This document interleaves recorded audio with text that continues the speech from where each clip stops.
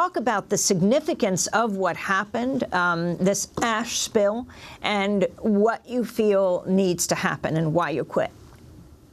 Right. Well, like you said, I left partly in protest. There were some very significant changes that happened in 2013 in the agency.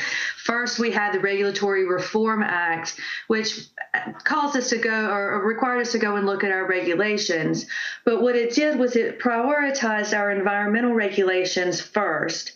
And of our environmental regulations, arguably our most strongest are our water protections, and those were the ones that were the first targeted. There were other changes in the administration, such as budget cuts, staff reorganization, limits on DENR's power, trying to limit local authorities' ability to regulate their own environmental standards. So there were a lot of changes that went on. And of course, you've heard me speak before about John Scavarla redefined our customer, moving away from treating the resource and the citizens of North Carolina as our customer and treating the industries that we regulate as our customer. So that was partly why I felt that I could no longer perform my job in state government, that I was going to have to leave in order to protect the environment. And could you talk about the times that the state attempted to step into regulatory issues to preclude federal government involvement? Right. Well, what they did with the lawsuits was they stepped in at the last moment, and then instead of having Duke face environmental groups in federal court, when the state steps in as the plaintiff, then they're in a position to make an agreement, a settlement agreement through the courts with Duke directly, and cuts out any public involvement. So that's why we are trying very much to intervene so that the citizens of North Carolina can have a voice at the table in these lawsuits. So here the citizens who brought the suits thought when the state intervened, this was good, this was significant. The state would take over, had a lot of clout, and would force Duke in these settlements. But instead, they actually stopped action? Right. By stepping in, what they did was they shielded Duke from potential higher fines or potential more extensive remediation of pollution impacts, because they became the plaintiff, and therefore that put them in a position to say what the penalties would be and what the remediation would be without that public input.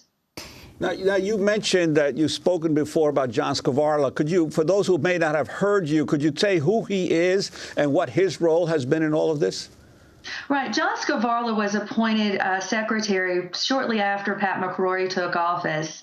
And Scavarla was instrumental in rewriting the mission statement for the agency. He was also the one that was instrumental in pushing and redefining the customer as the industries seeking permits.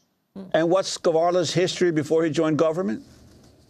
He had been the CEO of Wildlands Restoration. It was a wetland and stream restoration company.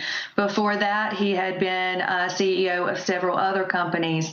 He is arguably quite talented at taking businesses that have been in the red and putting them in the black. And so I'm sure that was part of why he was chosen by McCrory, is because McCrory has stated that one of his goals for North Carolina is to grow it economically, and it seems even at the sacrifice of some of our environmental rules. On Wednesday, we reached Duke Energy's Director of Corporate Media Relations, Tom Williams. He said Governor McCrory's past work with Duke does not mean Duke is given special treatment today.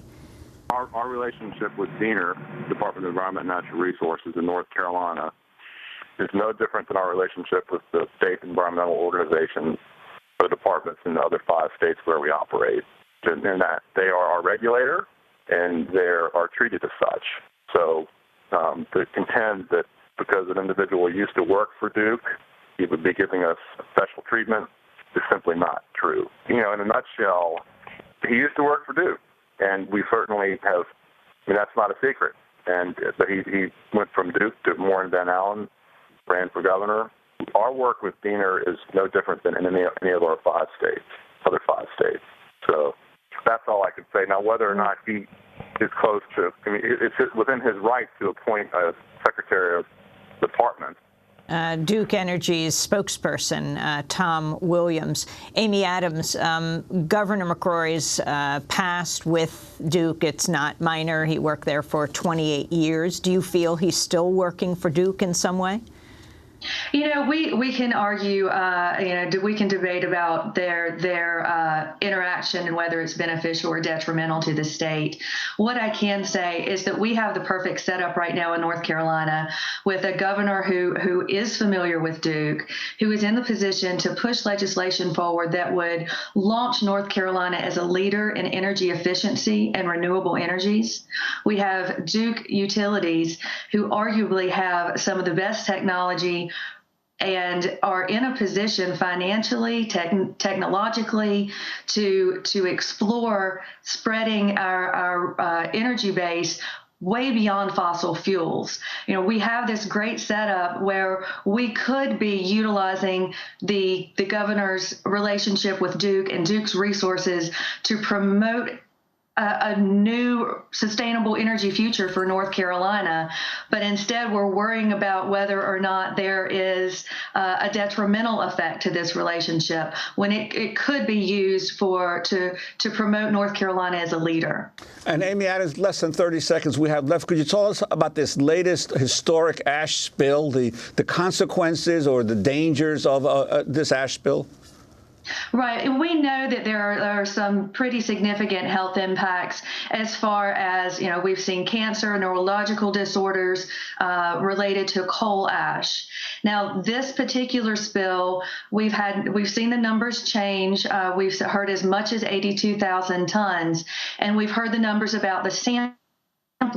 But what I want to point out is that sampling right after a spill is only a snapshot of what's going on. We have, some very long-term repercussions that we need to be very conscientious of. It's going to take a long time from now to determine what the real ecological damage is to this river. Even if we've decided that we haven't poisoned our own drinking water, we have poisoned the ecological balance in that river.